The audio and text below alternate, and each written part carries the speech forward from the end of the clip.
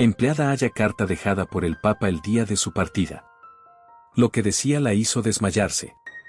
Antes de empezar, no olvides dejar tu like y suscribirte, así podremos seguir creando historias como esta. Clara de los Ángeles Martín jamás había sentido el mármol de los pasillos apostólicos tan frío como aquella madrugada. Llevaba 22 años limpiando discretamente la residencia pontificia, y sin embargo el eco de sus propios pasos le pareció ajeno, como si el Vaticano entero hubiese olvidado cómo respirar tras la muerte del Papa Benedicto XIV, el pastor que durante más de una década fue para ella algo más que el timonel de la iglesia, fue mentor silencioso, figura paterna remota, voz que, en la distancia, alimentaba su fe. El luto oficial vestía a los guardias suizos con una solemnidad aún más rígida que de costumbre, y los pasillos olían a incienso reciente y a cirios consumidos demasiado deprisa. Eran las 4:45 de la mañana, toda Roma permanecía envuelta en un silencio reverencial, y, aún así, Clara juraría haber escuchado cómo la ciudad eterna crujía bajo el peso de la tristeza colectiva. Estaba acostumbrada a comenzar cada jornada con un Padre Nuestro apenas traspasaba la puerta lateral de la Domus Sanctae Martae, pero esa mañana sus labios temblaron cuando intentó articular las primeras palabras. Sin quererlo, recordó la última vez que había visto con vida al Santo Padre, 2 semanas antes, en la biblioteca privada, él la sorprendió limpiando un antiguo candelabro veneciano. Gracias, hija, le dijo con una sonrisa que iluminó las estanterías repletas de códices. Cada gesto pequeño es un pasaje silencioso hacia el cielo. Fue todo, ni una frase más, ni una mirada adicional. Sin embargo, ese brevísimo intercambio se convirtió en un tesoro que Clara repasó 1000 veces durante las noches solitarias de febrero, cuando las nubes sobre el Tíber parecían negarse a ceder al amanecer y los turistas, ignorantes, seguían dormidos en pensiones económicas de Trastevere. Aquella madrugada, la empleada atravesó el corredor de Clemente VIII con su carrito de limpieza, pulcro, impoluto, casi militar, y el rumor de su escoba sobre el suelo liso se mezcló con el ulular del viento que se colaba por las ventanas ojivales. De vez en cuando, alzaba la vista hacia los frescos silenciosos que narraban concilios y martirios, sentía que los santos pintados la observaban como testigos mudos de un secreto que estaba a punto de revelarse. El corazón le martillaba dentro del pecho no solo por el dolor de la pérdida sino por un presentimiento inexplicable, algo, no sabía qué, la aguardaba al final del pasillo. Al llegar a la puerta de la biblioteca papal, un arco de nogal rematado por querubines dorados, se detuvo. Allí, 2 alabarderos la saludaron con un movimiento apenas perceptible de cabeza. «Es la última vez que alguien entrará como él la dejó», comentó el más veterano, un tal Giacomo, cuyo mostacho gris temblaba junto con su voz contenida. Clara asintió con respeto, respiró hondo y empujó la hoja pesada, sintiendo como las bisagras chirriaban como si también lamentaran la partida del pontífice. Dentro, la penumbra olía a cuero añejo y a pergamino antiguo. Una lamparita verde, olvidada sobre el escritorio, continuaba encendida, proyectando un halo suave sobre los papeles dispuestos con obsesiva pulcritud. Los rayos nacientes del alba apenas se insinuaban en el horizonte, pero el cielo aún permanecía violeta, y la luz artificial iluminaba motas de polvo que danzaban como diminutas hostias suspendidas en el aire.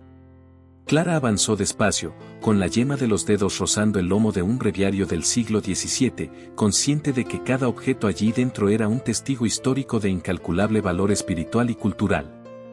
Su mente repasaba mecánicamente las tareas, desempolvar estantes, revisar que los relicarios lacrados siguieran intactos, pulir el bronce de los marcos, rutina casi sacramental que ella cumplía con devoción.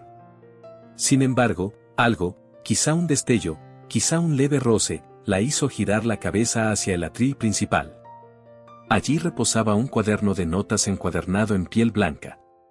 No formaba parte del inventario habitual. Clara lo sabía porque, durante años, había memorizado la posición exacta de cada códice y cada carta apostólica. Se acercó lentamente, como si temiera despertar a un durmiente sagrado, y percibió que una cinta carmesí asomaba entre las páginas. Un nudo se formó en su garganta. Tomó el cuaderno con manos enguantadas y, al abrirlo, descubrió que solamente contenía una hoja, una carta meticulosamente plegada, sellada con cera roja, y en el lacre se distinguía el anillo del pescador, símbolo pontificio por excelencia. Lo que la desarmó por completo fue leer, escrito con suave caligrafía latina, su propio nombre completo, para Clara de los Ángeles Martín. El pasillo había quedado atrás, la ciudad, el mundo entero, pareció disiparse. El pulso le retumbaba en los oídos.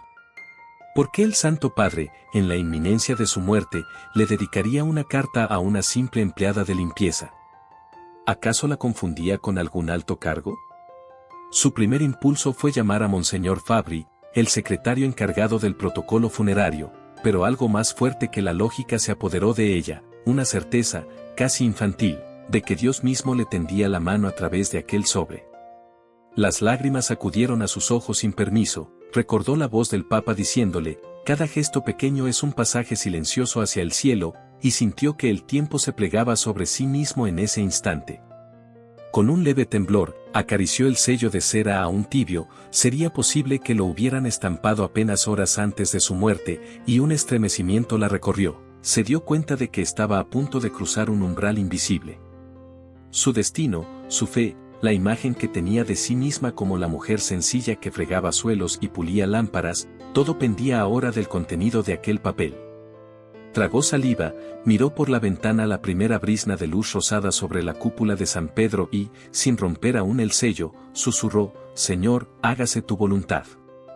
Afuera, las campanas comenzaron a tañer anunciando la hora de prima, y el Vaticano, adolorido pero vivo, despertó con un sol que no distinguía entre grandes prelados y humildes trabajadoras.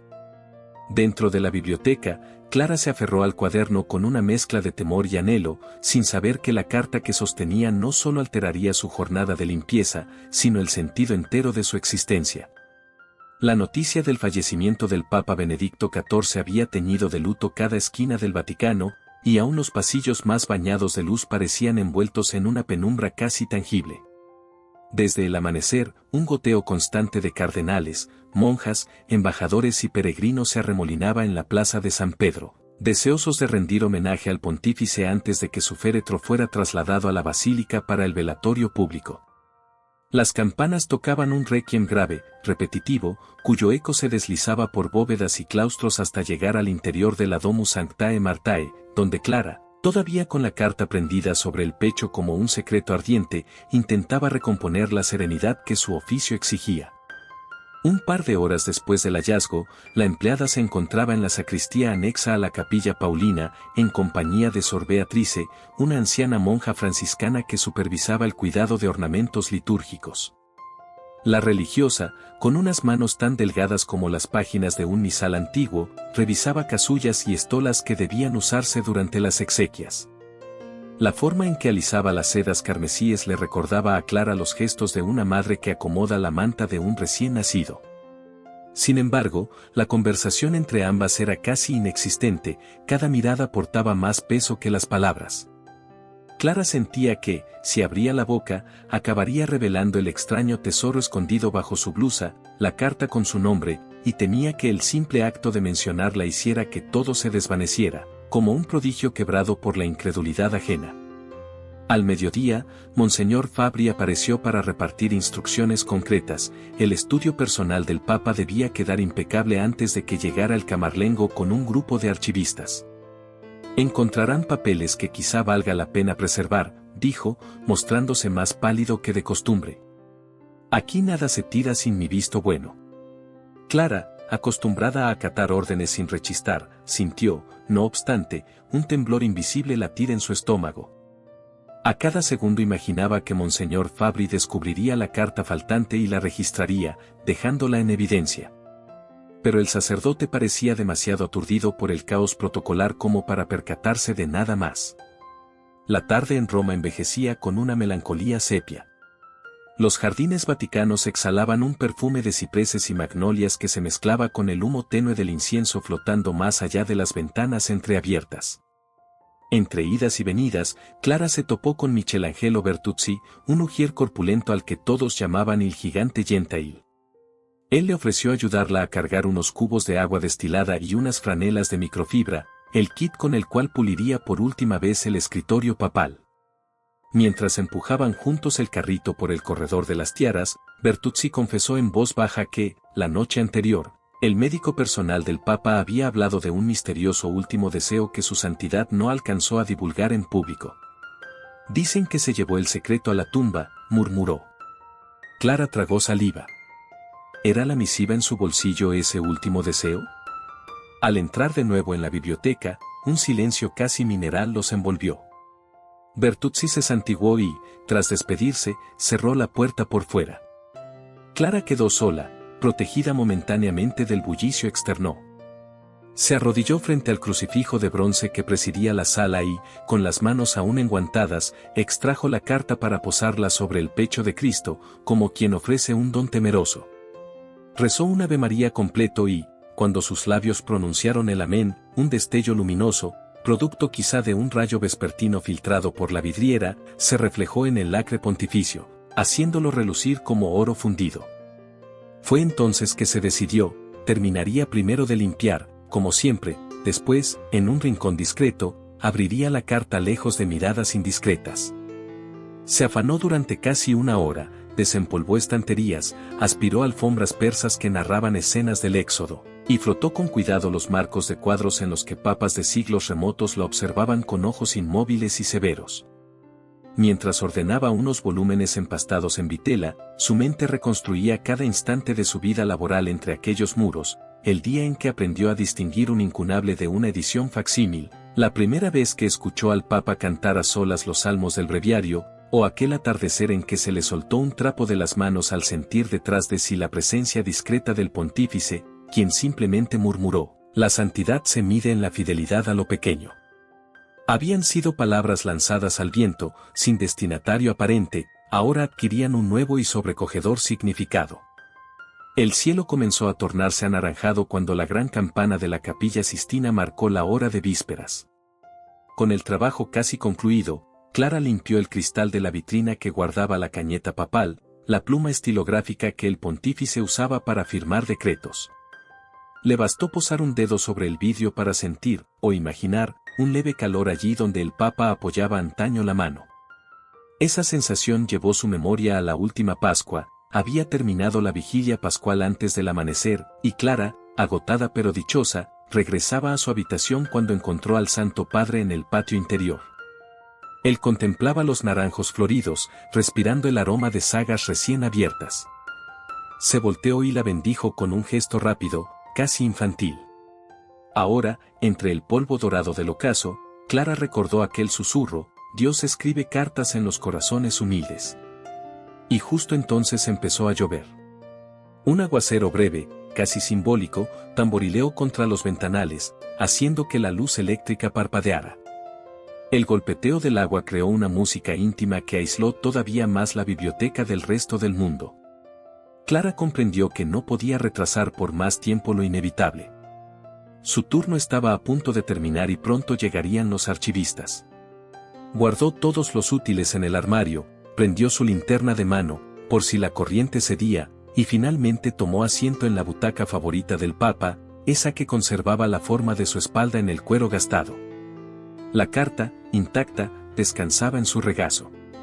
Cerró los ojos, inspiró el perfume añejo de la estancia y, al abrirlos, el aguacero había cesado como por arte divino, dejando un arcoíris difuso sobre los jardines vaticanos. Señor, susurró, si esto proviene de ti, concédeme valor. Entonces, con dedos que ya no temblaban, deslizó la uña por el borde del lacre pontificio, sintiendo como la cera cedía con un chasquido sordo que resonó como trueno en su conciencia.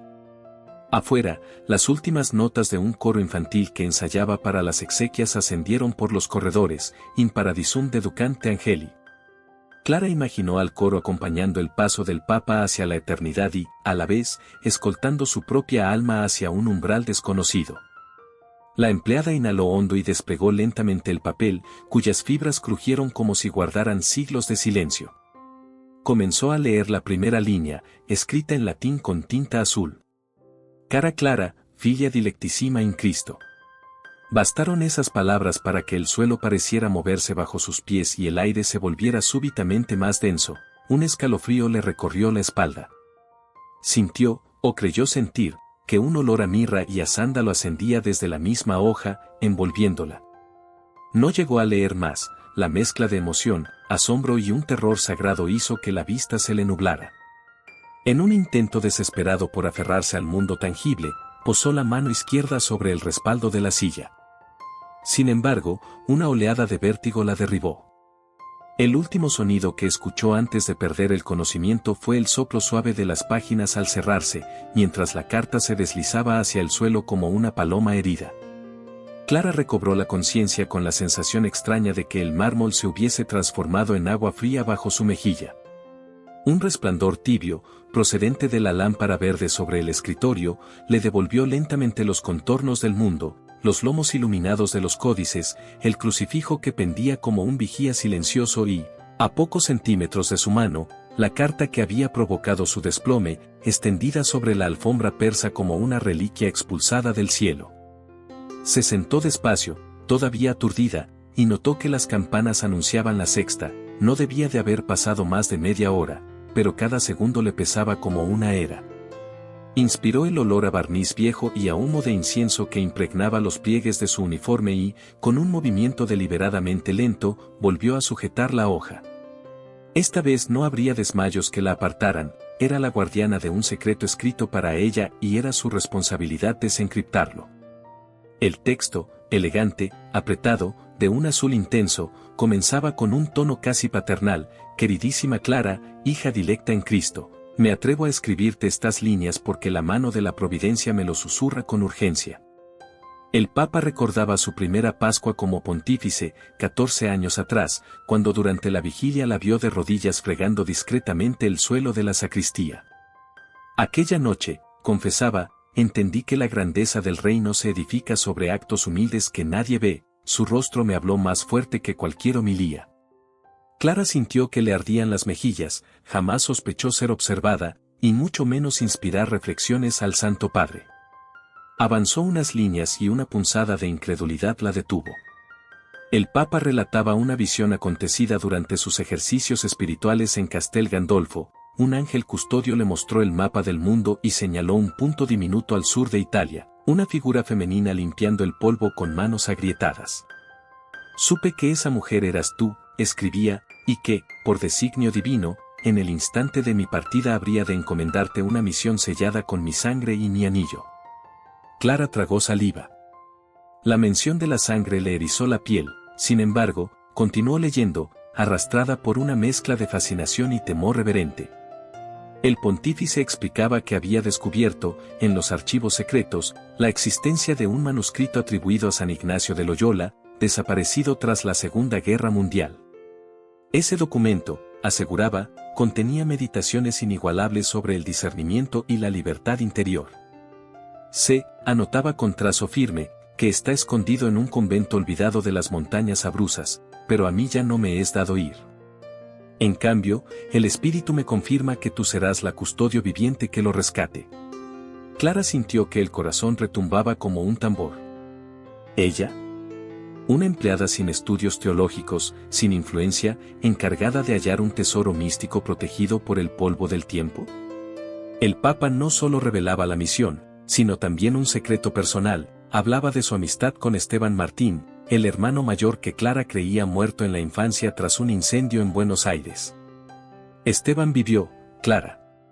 Fue él quien, desde la compañía de Jesús, me guió hacia la certeza de que un día tu corazón sencillo sostendría la antorcha que muchos doctores de la ley dejaron caer. Bajo aquellas letras, Clara se estremeció. Su hermano, vivo. Sintió un vértigo que superaba al de su desmayo, la culpa por haberlo llorado en vano, la alegría imposible de imaginárselo adulto, sacerdote, aliado del Papa en un plan que la incluía desde siempre. Siguió leyendo. El pontífice ofrecía detalles concretos, debía presentarse en el monasterio de San Miguel de Ocre con la palabra fiducia, confianza, para que las monjas comprendieran la autenticidad de su propósito. Añadía, además, 2 nombres de contacto y un número de teléfono suizo con clave diplomática. No tengas miedo de las fronteras humanas, advertía, cuando cargamos un encargo del cielo, las puertas se abren como cortinas al sol. Incluso había una referencia a pasajes bíblicos, Isaías 45, 2 Yo iré delante de ti y allanaré los montes, promesa que la carta aplicaba directamente a la misión de Clara. Al final del texto, el Papa estampaba su bendición apostólica y algo más, pegado con cinta, un pequeño recorte de periódico fechado en 1999 mostraba la foto de un joven sacerdote jesuita, sonriente, sosteniendo una guitarra desgastada. Clara reconoció de inmediato la cicatriz en la ceja izquierda. Era Esteban. El pulso le vaciló. El recorte llevaba escrita a mano una frase: los que siembran entre lágrimas cosecharán con júbilo, Sal 126,5. Ese versículo, recordó, era el favorito de su madre, fallecida hacía 10 años. Las lágrimas brotaron sin permiso y cayeron sobre la tinta, teñiendo de turquesa las últimas sílabas. Clara apretó la carta contra su pecho, envuelta en una corriente de emociones que chocaban unas con otras, el duelo por el Papa, la esperanza de reencontrar a su hermano, el vértigo de sentirse protagonista de un designio. Entonces algo insólito sucedió, un leve susurro, casi imperceptible, se deslizó desde lo alto de la biblioteca. Alzó la mirada y creyó ver, durante un segundo, que la luz del candelabro junto al crucifijo vibraba con un fulgor dorado, como si un aliento celestial recorriera la estancia. No había nadie más allí, pero Clara percibió el perfume a nardos, fragancia reservada para la noche de Pascua, impregnando el aire. Un golpe en la puerta la devolvió a la realidad. Era Sor Beatrice, que venía a avisarle de que Monseñor Fabri subiría en minutos con los archivistas. Clara secó su rostro con la manga y, sin pensarlo 2 veces, escondió la carta dentro del bolsillo interior de su chaqueta. Su mente funcionaba ya con la precisión de un reloj militar, debía concluir la limpieza, salir sin levantar sospechas y dirigirse a su dormitorio, donde planearía el viaje. El Papa le había otorgado confianza plena, no podía fallar. Mientras abandonaba la biblioteca, volvió la vista atrás. Los libros, las reliquias y la butaca vacía parecían despedirse de ella. Por primera vez en 22 años comprendió que su paso por aquellos pasillos no había sido una rutina insignificante, sino un preludio. Cerró la puerta con suavidad y, al girar la llave, sintió que clausuraba un capítulo de su vida para abrir otro sobre el que apenas discernía el primer renglón. El eco de sus pasos se alejó, resonando con una ligereza nueva, ya no estaba sola ni era la misma. Llevaba en el bolsillo no solo una carta, sino la semilla de un destino que había dormido largo tiempo y ahora germinaba con fuerza incontenible. El tenue pasillo que unía la biblioteca con el ala de los archivos secretos parecía ahora un corredor entre 2 realidades. Al cruzarlo, Clara sentía que dejaba atrás la vida que conocía, fregona, baldes y pulidores, para entrar en un territorio donde la rutina se confundía con lo milagroso. Guardó la carta en un bolsillo oculto de su uniforme y caminó con la cabeza baja, mezclándose entre las filas de empleados que iban y venían con cajones rotulados, sin sospechar que en su pecho latía un secreto pontificio. A cada paso, la memoria la asaltaba con ecos de su infancia: Buenos Aires, 1985, el incendio que devoró la modesta casa familiar, el humo, los gritos, el bombero que le dijo que Esteban no había salido de las llamas.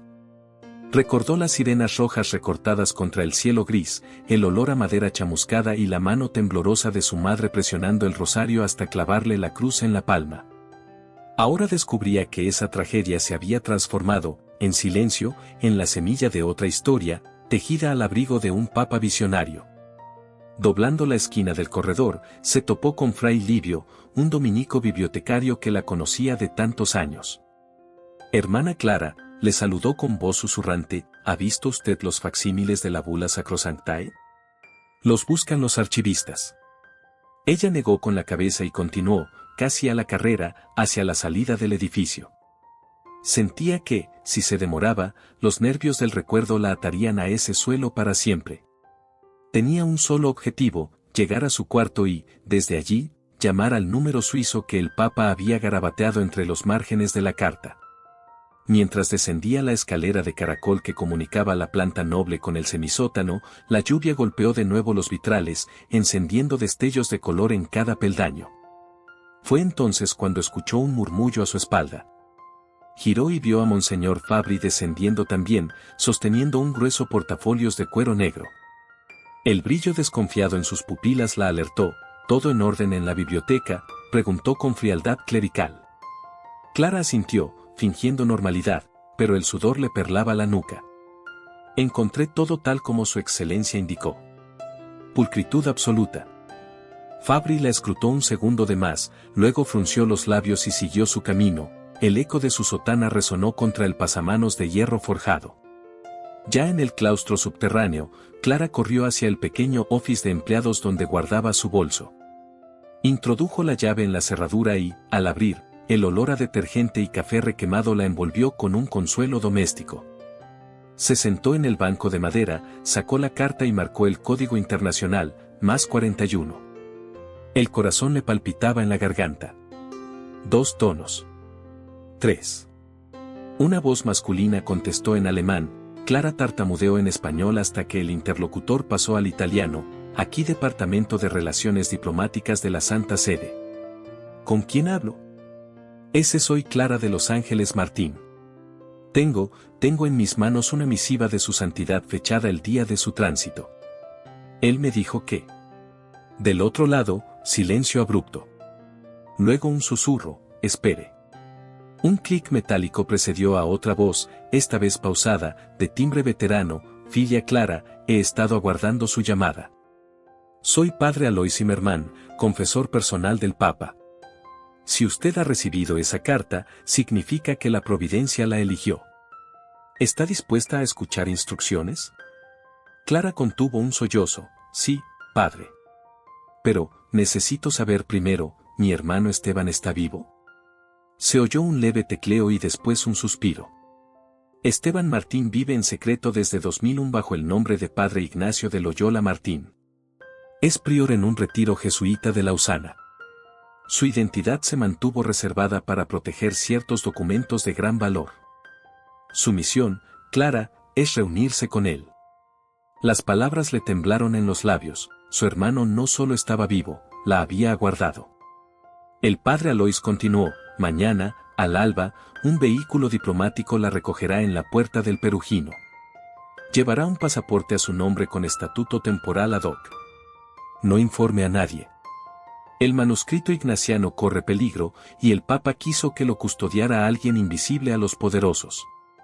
Esa persona es usted. Clara cerró los ojos, las lágrimas fluyendo sin contención. Recordó las frases de la carta, cuando cargamos un encargo del cielo, las puertas se abren como cortinas al sol. De improviso, el fluorescente del techo parpadeó 3 veces y la habitación entera se quedó sin luz. Un silencio eléctrico la envolvió, apenas el murmullo lejano de un generador se filtraba desde los pasillos. Entonces Clara percibió un aroma denso a nardos, idéntico al de la biblioteca, que parecía brotar de la nada.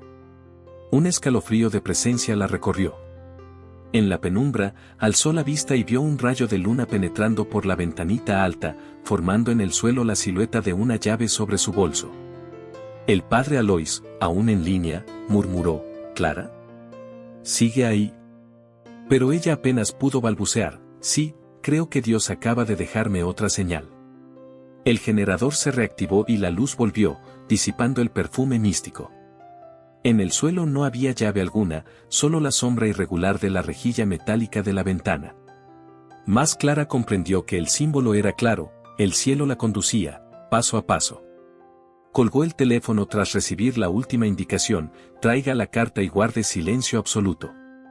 Las almas grandes se mueven en secreto. Guardó la misiva dentro de una funda plástica, prendió su chaqueta y salió del office.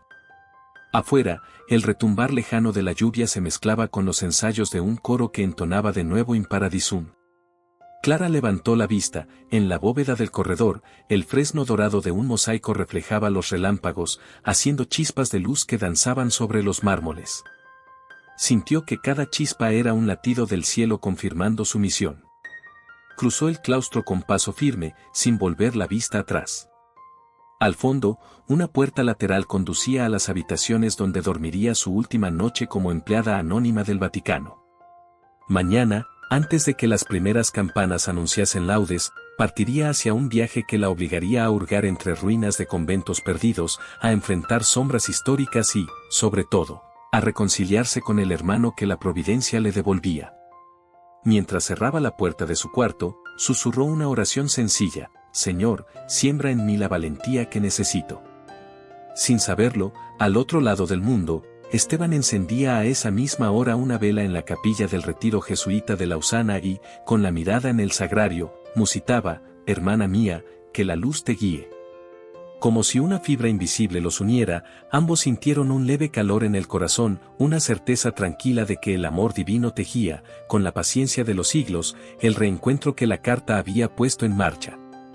La noche cayó sobre Roma con un susurro de lluvia que golpeaba los adoquines como cuentas de un rosario interminable. En la Domus Sanctae Martae, Clara apenas pudo dormir.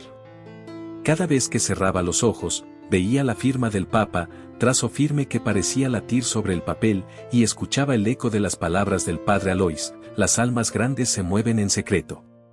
Con el alba apenas insinuándose, se vistió sin encender la luz.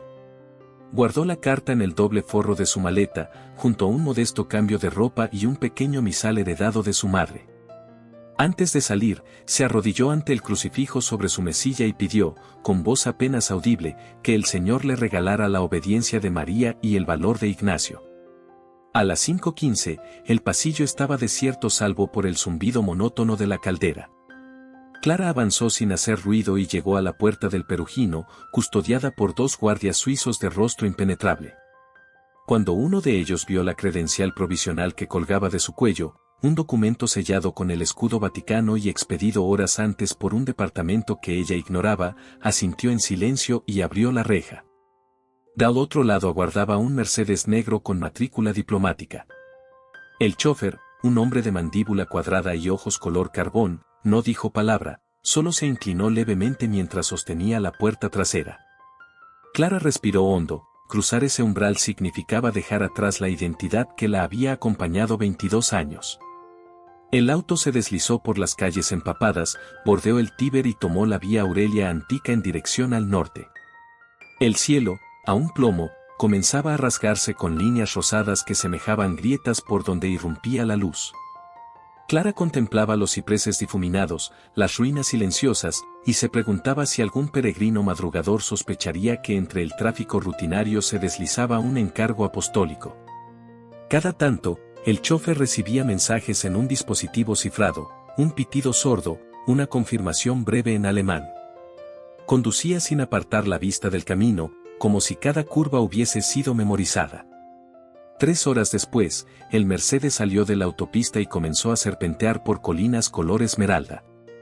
Las señales indicaban la región de Abruzzo, praderas salpicadas de rebaños se extendían bajo un cielo que poco a poco se aclaraba. A medida que ascendían, la niebla se tornaba más densa, envolviendo la carretera en un velo lechoso.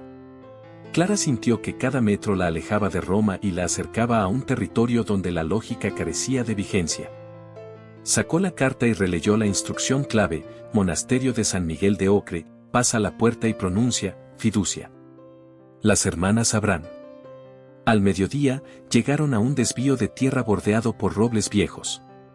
A lo lejos se alzaban los muros grises del convento, coronados por una espadaña sencilla que tocaba las nubes. El chófer se detuvo junto a un portón de madera reforzada con hierro forjado. Fin del trayecto, signora, murmuró con acento centroeuropeo.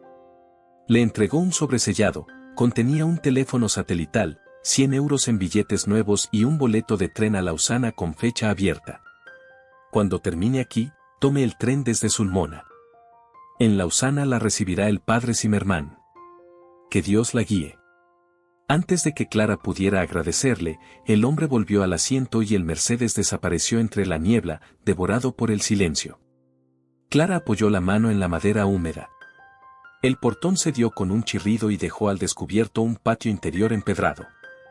Allí, el canto de un gallo resonaba entre macizos de lavanda. 3 monjas de hábito benedictino cuidaban un huerto. Al verla, se aproximaron con recelo. La mayor, de rostro macilento y ojos acerados, se persignó. Clara tragó saliva y pronunció la palabra, fiducia. Las religiosas se miraron en silencio, luego la anciana asintió con una gravedad que pareció mover el aire mismo. Síganos, dijo. La guiaron a través de claustros estrechos, cuyos muros exhalaban el aroma terroso de los siglos.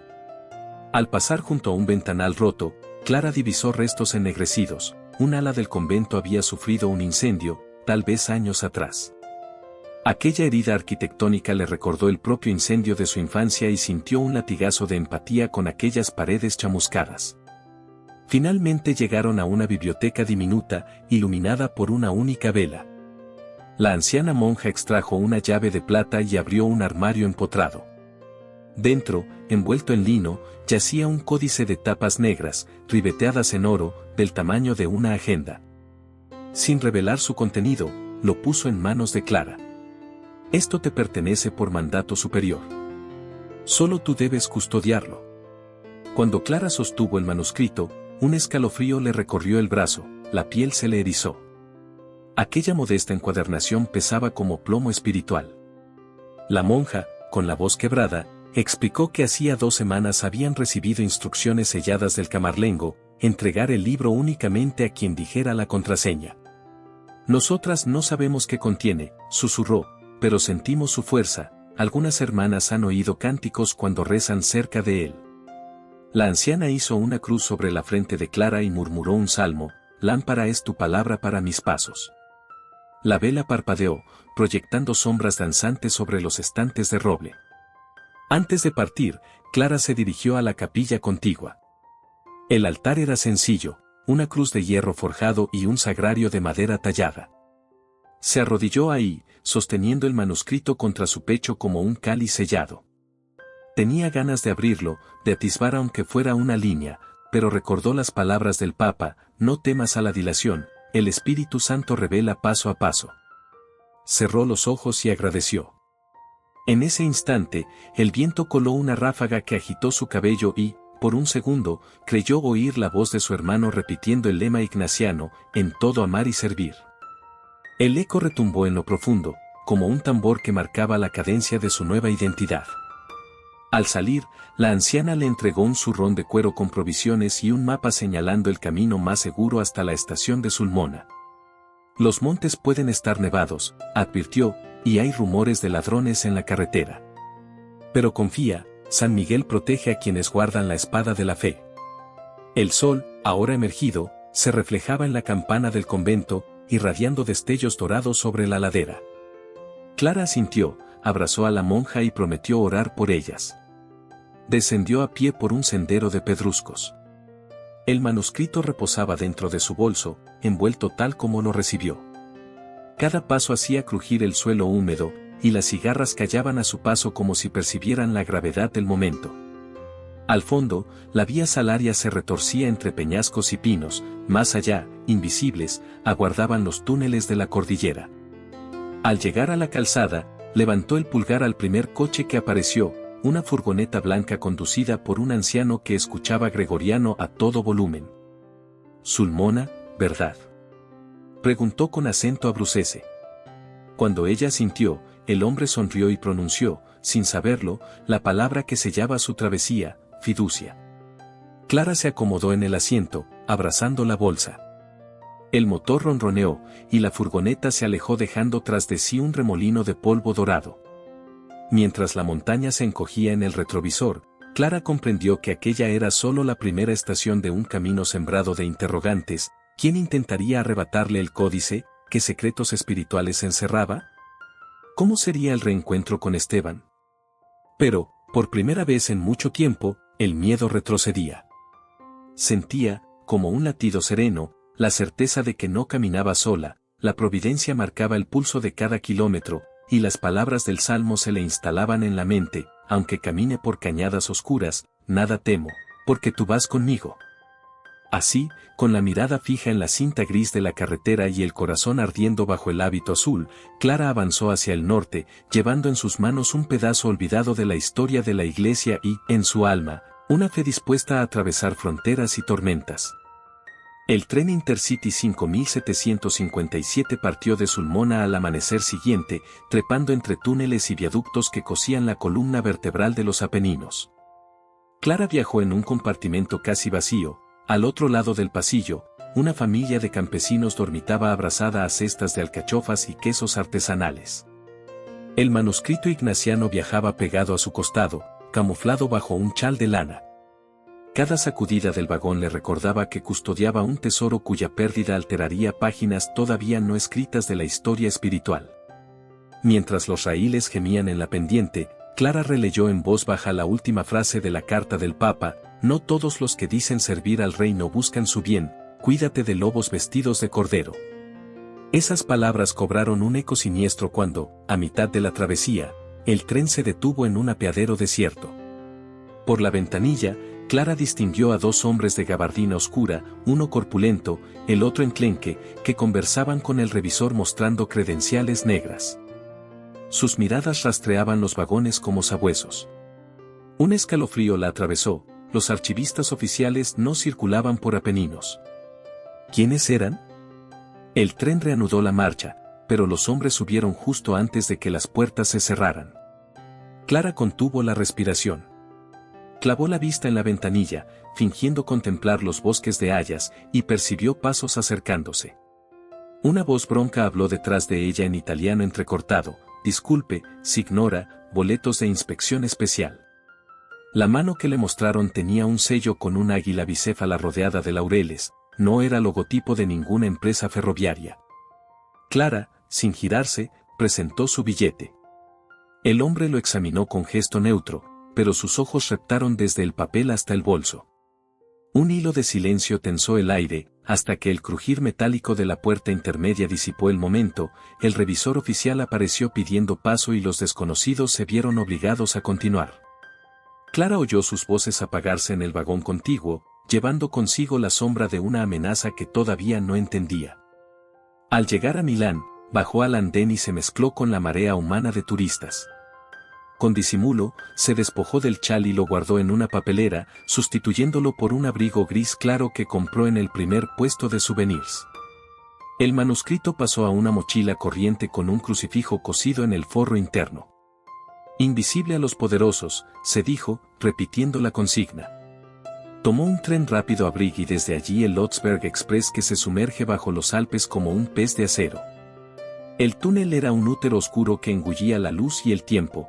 Clara, envuelta en el estruendo, rezó el rosario completo y sintió que cada Ave María era un paso hacia la libertad. Emergió en tierras suizas cuando el sol declinaba. Hileras de chalets con techos empinados salpicaban los fértiles valles, las montañas, coronadas de nieve rosada, parecían gigantes centinelas. En Lausana, la temperatura bajó de golpe hasta helarle el aliento. Descendió en la gare de los Anflon con el corazón trepidante, estaba a punto de ver a Esteban después de 39 años de ausencia. No sabía si reír, llorar o huir. Según las indicaciones, debía tomar la línea de metro M2 hasta la estación Saubabelin y luego caminar hacia el bosque, donde un antiguo eremitorio se escondía entre abetos centenarios. Las calles helvéticas la recibieron con un orden casi litúrgico, las farolas se encendían al unísono, los tranvías avanzaban sin chirridos, la gente hablaba en susurros para no perturbar la paz de la tarde. Clara observó su reflejo en el cristal del vagón, ojeras pronunciadas, labios agrietados, pero los ojos ardían con una determinación desconocida. Al pasar junto a una marquesina, reconoció, o creyó reconocer, al hombre corpulento de la gabardina negra, ahora con gorro de lana, comprando un café. Su sangre se heló, pero el metro partió y la visión quedó atrás como un mal presagio. En Saubabelin, el bosque se alzaba oscuro y silencioso, apenas iluminado por la luna creciente. Clara siguió un sendero resbaladizo, guiada por la linterna del móvil. Los pinos exhalaban un aroma resinoso que mezclaba nostalgia y promesa. De pronto, un campanilleo metálico rompió el silencio. Al fondo, una pequeña ermita de piedra aparecía iluminada por velas. Ante la puerta, un hombre alto, envuelto en un hábito jesuita, la aguardaba con las manos entrelazadas. A la luz temblante reconoció la cicatriz en la ceja izquierda. Esteban. Clara, susurró él, y su voz se quebró como cristal. Ella dio un paso, luego otro, hasta que la distancia se deshizo. Se abrazaron con la fuerza de quienes han sobrevivido al naufragio del tiempo, las lágrimas se mezclaron con el vaho helado. Esteban palpó sus hombros, su rostro, como si necesitara convencer a la realidad de que existía. Perdóname por el silencio, murmuró.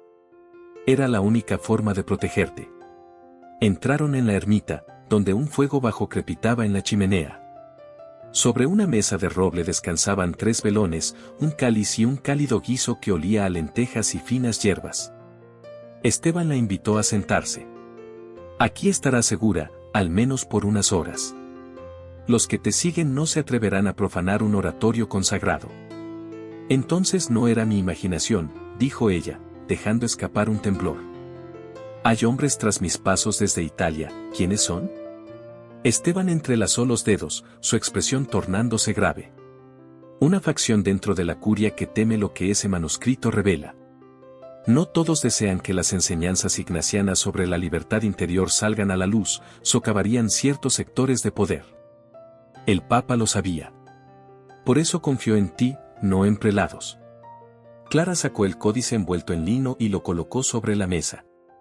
El fuego titiló al reflejarse en el ribete dorado. ¿Tan peligroso puede ser un libro?, preguntó.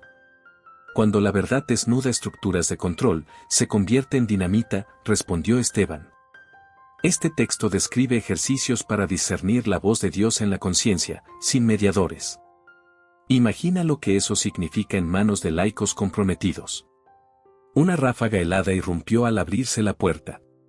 Un fraile joven, con los anteojos empañados, entró apresurado. Padre Ignacio, detectamos movimiento en el sendero este. Luces de linterna, parecen 3 hombres. El joven se santiguó. Vienen armados. Esteban se levantó con serenidad, como quien ha ensayado ese momento. Bloqueen las entradas laterales y apaguen el fuego. Clara, conmigo. La condujo por una sacristía minúscula y empujó una estantería giratoria que reveló una escalera en espiral, descendente. Pasaje de contrabandistas del siglo XIX, explicó. Los masones lo usaban para imprimir folletos subversivos. Hoy será nuestra vía de escape. Bajaron casi a ciegas, la humedad impregnaba los muros y un olor a tierra mojada acompañaba sus pasos.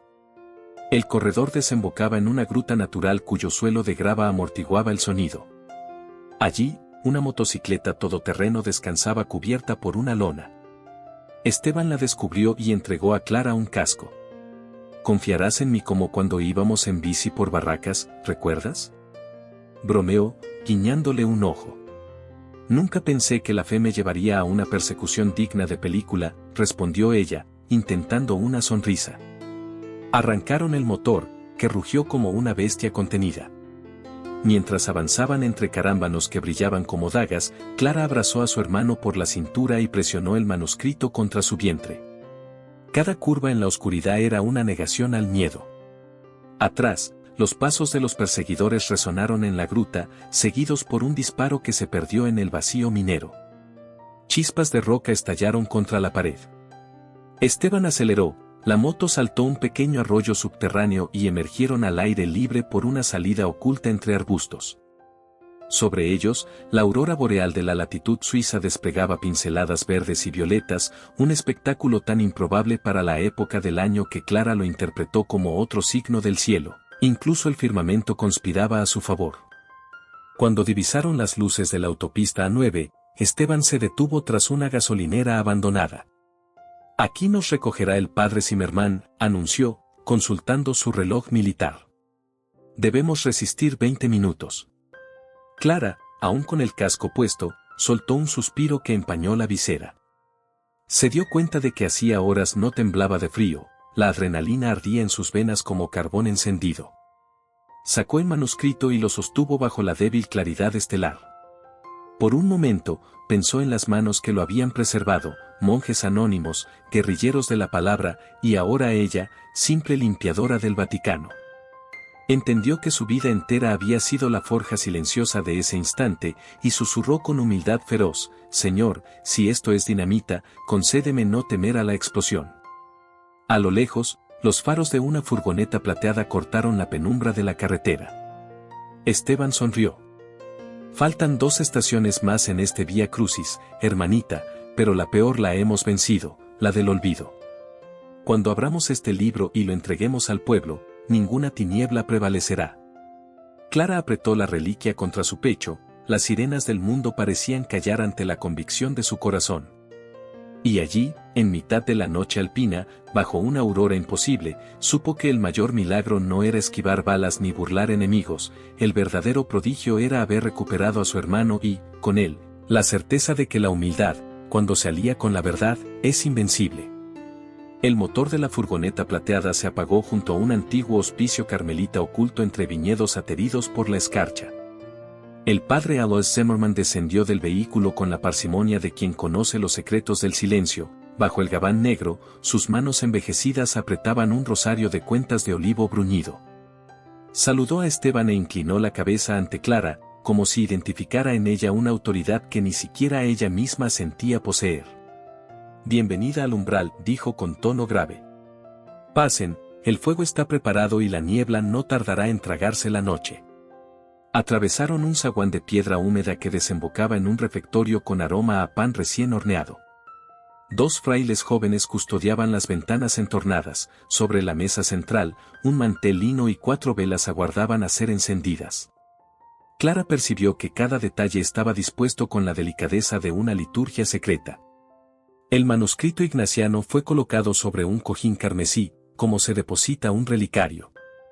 Al verlo reposar allí, comprendió que ninguna de las cicatrices que había cargado en su vida, ni la orfandad prematura, ni las terrazas limpias bajo el sol romano, ni la soledad crujiente de las madrugadas vaticanas, habían sido inútiles, todas convergían en ese punto concreto del tiempo, como ríos invisibles que excavan la roca hasta hallar el manantial.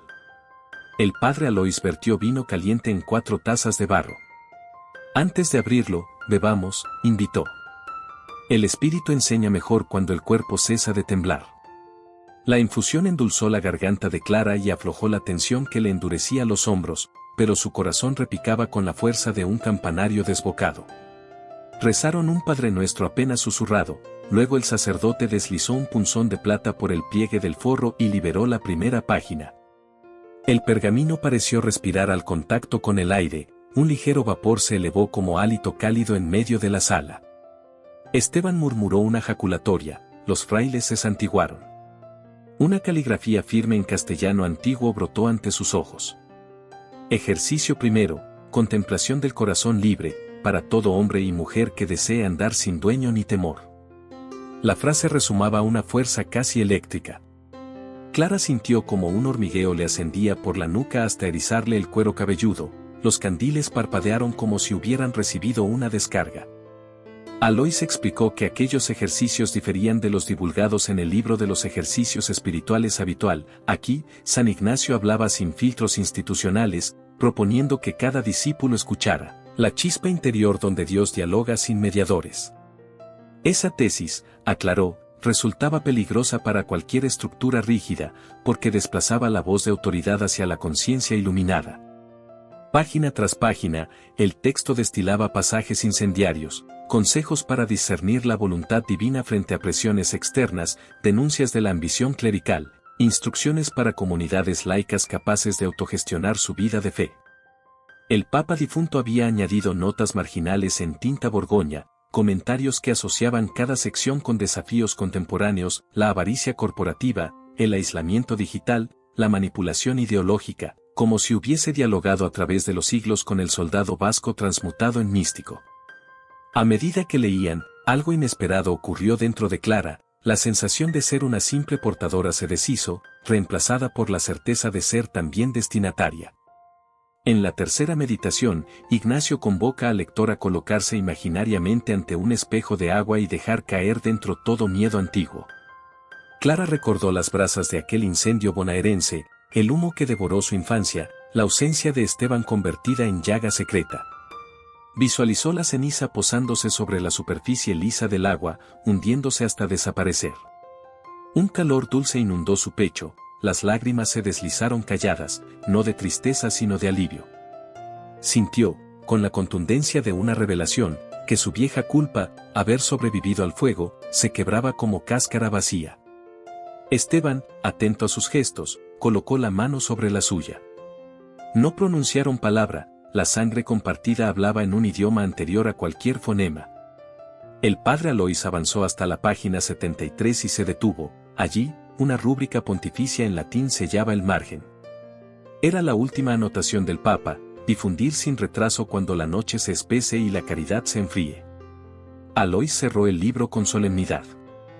La noche ya se ha espesado, dijo, basta mirar los rostros que nos acechan. Este manuscrito debe ser copiado y entregado al pueblo de Dios antes de que lo arrebaten o destruyan. Luego miró a Clara con ternura insólita en sus pupilas férreas, y tú serás la primera en proclamarlo. Las mujeres fueron las primeras en anunciar la resurrección, no temas levantar la voz. Un estruendo seco quebró el encanto, la puerta principal tembló bajo un golpe férreo. Luces danzaron tras los cristales. Desde el vestíbulo se escuchó un grito en alemán que exigía entrega inmediata de propiedad eclesial sustraída. Los frailes cerraron la Biblia de sobremesa y apagaron las velas en un solo soplo. Alois ordenó que tomaran el manuscrito y lo colocaran dentro de un tubo estanco preparado para microfilms. Hay un viejo avión sanitario en el aeródromo de Koblenz, explicó en voz baja. Sale en 1 hora rumbo a Lisboa con permiso de la Santa Sede para evacuación humanitaria. Ustedes viajarán como personal de apoyo, el códice volará disfrazado de radiografías. Esteban frunció el ceño. ¿Y usted, padre? Alois sonrió con dulzura. Alguien debe dialogar con los lobos y distraerlos mientras las ovejas escapan. Sacó de su bolsillo un pequeño frasco con aceite crismal y ungió la frente de Clara, la señal de la cruz ardió sobre su piel como caricia de fuego. Recuerda, susurró, libertad interior. Nadie puede encadenar la conciencia iluminada. Los golpes en la puerta redoblaron, astillas volaron por la cerradura. Guiados por uno de los frailes, Clara y Esteban se internaron en un pasadizo lateral que olía a mosto añejo. Llevaban consigo el tubo hermético y un maletín con los apuntes marginales del Papa. Afuera, una ventisca comenzaba a pintar el paisaje de plumas blancas. Al pisar el patio trasero, Clara sintió que el mundo se volvía un pergamino en blanco donde su próximo paso dictaría la tinta. Recordó las palabras ignacianas recién leídas, el corazón libre es antorcha en invierno ajeno. Y comprendió que, aunque la noche se espesara y los lobos aullaran contra la puerta, cada aliento suyo, cada latido humilde, avivaba una llama demasiado luminosa para ser sofocada. Mientras corrían hacia el coche utilitario que los llevaría al aeródromo, las sirenas de la policía cantonal comenzaron a aproximarse, sumándose al estruendo en la entrada principal. El frío cortaba la piel, pero Clara sentía, debajo del abrigo gris, un sol secreto expandirse. Era la luz sin candado que estalla cuando las culpas se disuelven y el miedo retrocede, la misma luz que Ignacio descubrió en la cueva de Mandesa, la que empujó al Papa a confiar en una limpiadora invisible, la que ahora se encarnaba en su andar por la nieve. Y mientras los neumáticos chirriaban sobre la gravilla helada, vislumbró en la colina opuesta un resplandor inesperado, la aurora boreal, verde y violeta, volvía a danzar sobre los Alpes como si el cielo escribiera en lenguaje de luces la promesa que acababan de leer, la conciencia despierta es revuelta de amor, donde se proclama, ninguna noche prevalece. El diminuto avión sanitario rugió sobre la pista nevada de Koblenz, con las hélices golpeando la oscuridad como alas de querubines apresurados. Dentro de la cabina, apenas acondicionada con camillas vacías y cajas rotuladas material radiológico, Clara sostuvo el tubo hermético contra su pecho mientras la aeronave se alzaba hacia la negrura. Esteban, atado al asiento contiguo, recitaba en silencio la oración de ofrecimiento de San Ignacio. Cada turbulencia arrancaba un amén que se disolvía en las hélices. El piloto, un laico portugués afiliado a la Orden de Malta, solo conocía una instrucción: llegar a Lisboa sin escalas, volar bajo y guardar silencio. Cuando el avión rompió el manto de nubes, la luna llena bañó el fuselaje con un resplandor níveo. Clara cerró los ojos y repasó, como un rosario invertido, la secuencia de prodigios que la habían traído hasta allí, el eco de los pasos en la biblioteca papal, el sello de cera con su nombre, la palabra fiducia abriendo puertas invisibles, el abrazo con Esteban bajo la aurora imposible. Cada escena encajaba ahora como mosaico en la bóveda de un plan mayor. Comprendió, con un estremecimiento de gratitud, que Dios no improvisa, escribe en los pliegues de la vida cotidiana su épica secreta, esperando el momento de desplegarla ante ojos dispuestos. Horas después, la costa atlántica apareció como una franja de carbón encendida por luces portuarias. El piloto descendió sobre la base aérea de Sintra con la excusa de evacuar voluntarios sanitarios. Una ambulancia los aguardaba con el motor encendido. El conductor, un joven mulato con crucifijo tatuado en la muñeca, no pidió explicaciones, bastó el saludo del piloto en clave, Lumen Fidei, para que acelerara hacia un convento dominico en ruinas, reconvertido en albergue de peregrinos. Allí, medio centenar de laicos esperaban desde la medianoche, profesores, enfermeras, artesanos, amas de casa, incluso un rapero famoso cuyo rostro Clara reconoció de afiches. Todos sostenían velas encendidas, sus rostros, iluminados por la llama, parecían iconos vivientes. Un anciano de bastón, don Manuel, ex tipógrafo clandestino en tiempos de la dictadura, se acercó y extendió las manos. «¿Traes el fuego?», dijo con voz quebrada.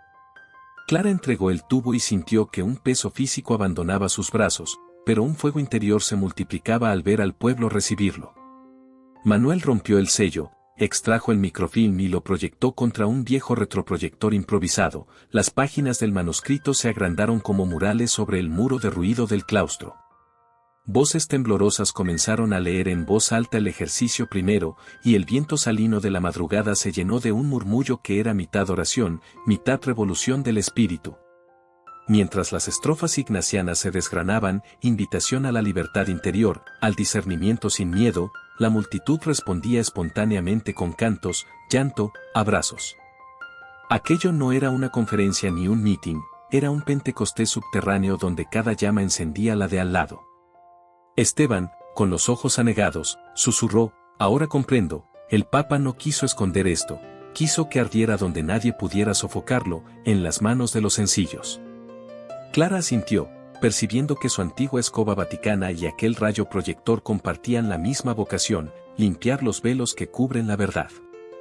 Un mensajero entregó a Esteban un teléfono satelital. La pantalla mostró un breve texto del padre Alois: negociación fallida. Pero el cielo prevalece. Rezad por mí. Seguid. No hubo tiempo para lágrimas, sabían que el anciano se había ofrecido como cordero para ganarles horas.